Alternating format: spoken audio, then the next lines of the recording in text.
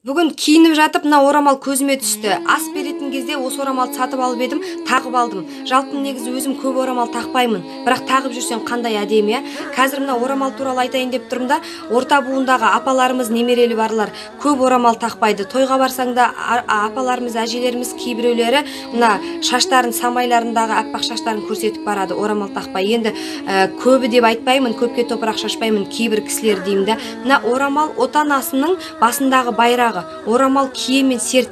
Мына орамалдың үкімі сақалдың үкімінен жоғары тұрады екен. Жалпы әрбір әйел адамның парызы бұл орамал тағу екен. Мына мұсылман әйелдерге жаратқанның ең берген қымбат сыйлығы бұл мына біздің басымыздағы орамал екен ғой, ағайын. Жалпы мына қазақта әйел орамал тақпаса арын ұмытады, күйеуінің барын ұмытады, шашы тамаққа түседі, келген қонақтың назары түседі дейді екен ғой жалпы. Мына орамал тағу ана екендігіңді білдіреді, Құдай қосқан жарың бар екенін білдіреді.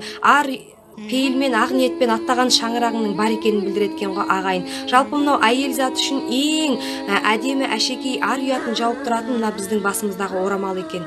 Мына орамалды құрметтегендер мойнына салады, қадіріне жеткендер басына тағады екен, ағайын. Жалпы мынау діни түсінік бойынша орамалсыз жүрген әйелдің иманы басынан 40 қадам алыста жүреді екен. Мына кейбір әйелдеріміз, бұрынғы аналарымыз емізгенде балаларын басына орамал тағып емізген екен. Орамал тақпаса мына басындағы қайызғағын шайтан алып баланың аузына салады екен. Сонда ол бала кейін өскен кезде мәңгүрт анадан безген қайырымсыз бала болып өседі деген ырымдар бар екен, ағайын. Жалпы мынау орамал туралы көптеген нақыл сөздер бар ғой. Орамал тон болмайды, жол болады деп, мына қайда жүрсе де бұл сыйластықтың белгісі деп орамалды сыйға тартып жүрген қазақпыз ғой, ағайын. Жалпы мына әйелдің басынан орамал кетсе, үйінен береке кетеді деген ырым бар екен.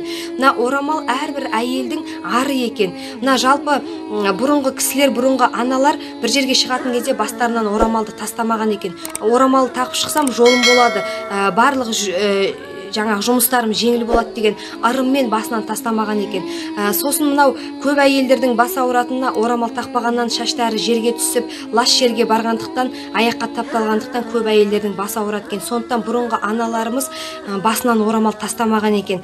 Қазір мына қазақылығы өшпеген, қазақылығы қайнап жатқан кейбір ауылдарда бар, әлі күнге дейін аналары, апалары, келіндері, қыздары барлығы басынан орамал тастамайтын ауылдарда бар, ағайын. Жалпы мынау орамалдың киесі өте үлкен екен. Мына орамал тағу деген ең бірінші мына имандылықтың белгісі, екінші мына тазалықтың нышаны екен ғой, ағайын. Әрбір қазақтың келіндері, әрбір қазақтың аналары ақ жаулықта, аналары аман болсын.